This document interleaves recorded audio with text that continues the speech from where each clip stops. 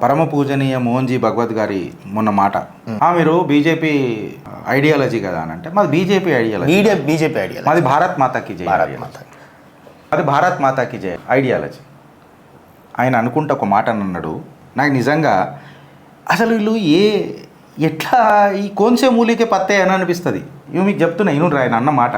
అచ్చా మేము భారతీయ అందరూ మీ సంఘం నుంచే కదా భారతీయ జనతా పార్టీలో జాయిన్ అయ్యాను అంటే మీరు అడుగుండ్రి కదా కాంగ్రెస్ వాళ్ళు, మీరు అడుగుండ్రి, మేము ఇవ్వకపోతే అడుగుండ్రి. అవును, మీరు అడుగుండ్రు ఒక రోజు మాకు సంఘం నుంచి కావాలా అని చెప్పి దేశ ప్రయోజనాల కోసం ఎవరైతే ఏంది మేము ఇస్తాం, పని చేస్తాం.